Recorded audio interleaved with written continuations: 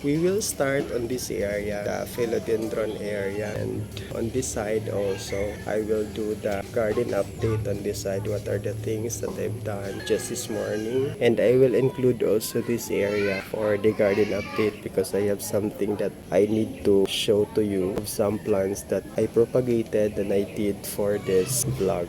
Hi, this is Noy. Welcome to my YouTube channel, only here in Gel Vlog. Today, I'm going to do the garden update before New Year. This is the part 2 of my vlog because the part 1 I uploaded already. I had undergone several things in my garden just this morning. I did gardening arrangement, doing landscaping, and even repotting all the plants that I need to declutter before 2025. If you are ready, don't forget to like and subscribe to my YouTube channel. Now let's start the garden update. I'll tour you around in my garden.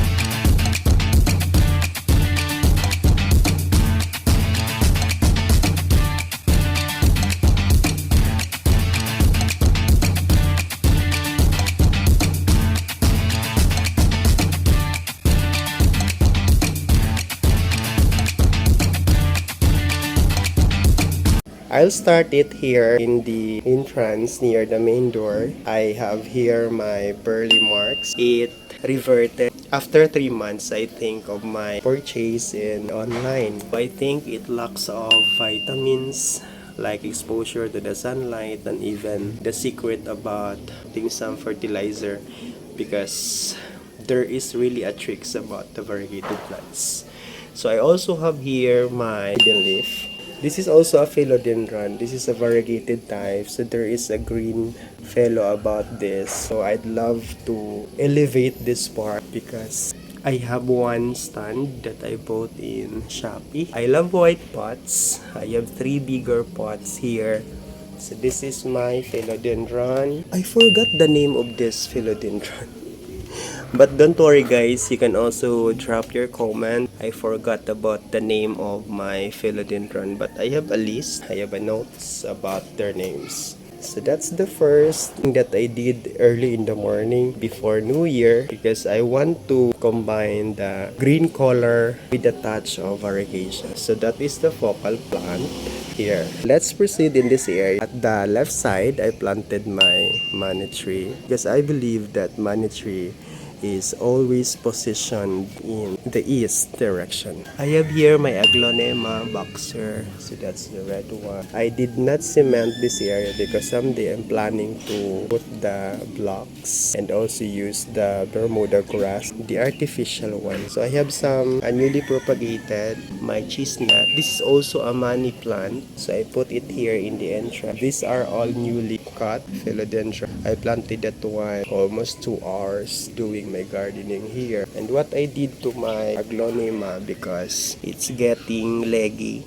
Some of the leaves also are damaged. So what I did, I cut everything and make a bouquet type. It's just like a bouquet. I use nylon to tie, combining all the stems of the aglonema.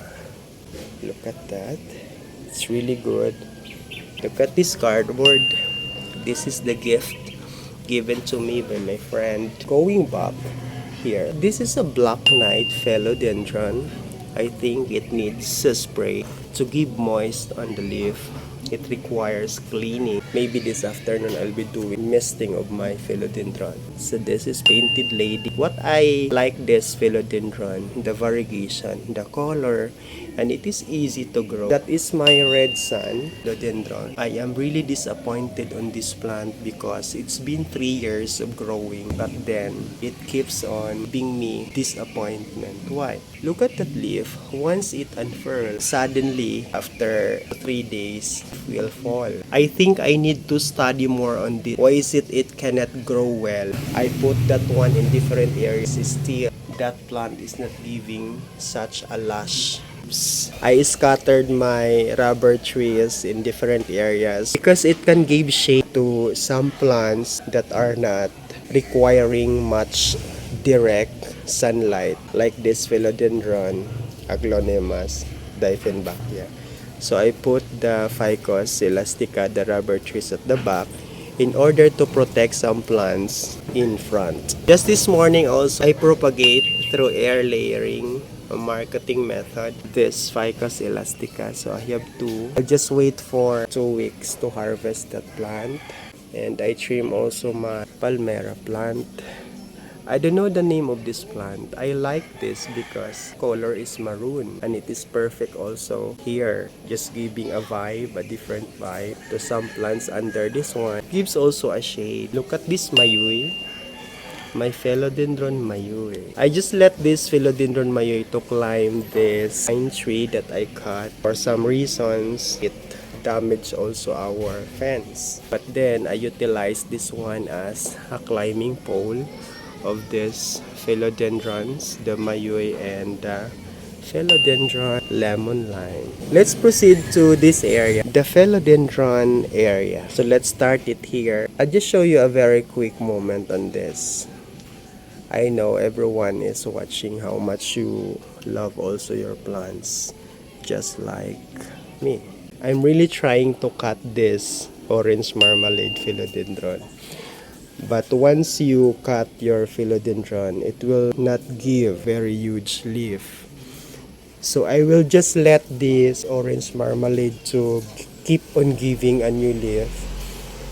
Anyway, I'm not in a hurry about propagating of this plant. I don't want to get back to my experience when I cut this one. Many of the leaves were falling and I was feeling ill because I think that it will no longer survive after the propagation. But now look at my orange marmalade. It's very nice,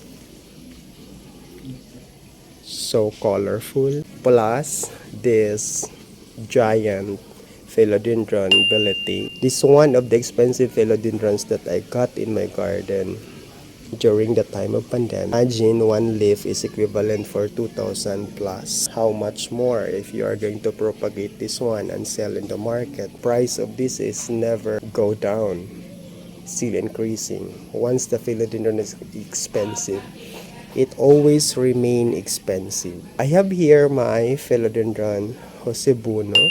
This is a variegated fellow. Sometimes the variegated philodendron cannot give full variegation on the leaf, or sometimes it's just a splashing variegation on the leaf. It's because it lacks a fertilizer and it requires also enough sunlight, the indirect sunlight. That is what happened to my josebuno. Why is it variegation is only splashing? Because this area is really protected by this net. Someday I can buy my steel stand for my plants. That's my plan. Hopefully God will grant that, because everyone has a dream. This is my black cardinal, my Philodendron crinipes. Is still growing in here. How about this red imperial? This is what happened to some worms. The caterpillars are always invading the privacy of my plant. So look at my philodendron. This is also a black fellow. It is giving a black leaf once it unfurls. And I have my female type of red Congo. I think I need to propagate this one. It is really over here. My jungle fever variegated form. It's very giant. I have one cut of this I put at the back. So let's proceed to this area. So I use water to mist. It's really climbing. This is the green form of Philodendron fiddle. I mixed with the variegated one to complete also the expectation of mine. This is also a nice fellow. Look at the stalk. It has spines. It almost reaches here, so I cut just this morning. I propagate a new one, so I have 3 pots. what happened to my Philodendron golden ceratum. So this is the green one, and I have also the golden one. So this is expensive than this. I propagated that one. This is the mother plant. There is a new pop. So I think I will harvest this one in order for the mother plant to create a new baby. My Londinii is really growing here. This is elephant ear. This is a type of Dieffenbach. This is elephant ear, the green one. But the variegated one is more pricey than this. Why I love this one, it's because the leaf is very thick compared to the variegated one. Look at this fellow. This is the male type of my red Congo. I have blog on this. I compared the difference between the two red Congo. That is the male type. If you can compare on this, the leaf is not just big as this.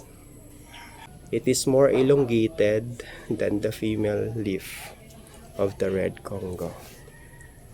This is very giant also here. I use white pot because the node is giving a red color. It is really nice to combine the red color, the green, using the white pot. So I love that fellow. That's my focal plant. Here I have my Philodendron, my Choco Impress. This Philodendron is not giving me so much impression. You have to impress me all the time. But because of the lack of love and care, I am very busy doing my work. Sometimes I just let my plants to work for their own progress. That's my Choco Impress.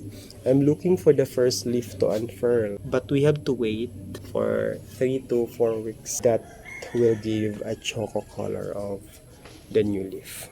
My anthurium here, I have one. I am not a fan of collecting about anthurium. All of my anthuriums in my garden are just given to me of some plant collectors. I did barter. We barter the plant depending on what I like and what also the other planter to exchange about the plant that I have. It doesn't matter how it is expensive as long as you agree on the agreement of the one that is. Look at my walichi. Is this my walichi? My white princess is giving a nice color. So there is a white one, the green. But I also have here the pink princess. You know what happened to my pink princess? It's about giving a goodbye to me because I cut all the stem of this during my first propagation. But this plant is really sensitive about the propagation and even the watering system. Be careful in propagation, be careful in watering, and be careful even using fertilizer. I love this calathea because of its color. Look at the first part, that's green, and the second layer is yellow-green, and the outline is green. So it's unique. Oh my, Philodendron Birkins is giving a nice variegation of the leaf. So I think I will allow you to stay here because you really receive enough sunlight that you need for your variegation, and plus the shade that you are getting on this million. That ends of my garden update before New Year. Once again, advance Happy New Year to one and all. This is Noy. I hope you enjoy about my plants. I hope you have learned something new about this vlog. Thank you for always supporting my YouTube channel. A million thanks to everyone. Happy New Year once again.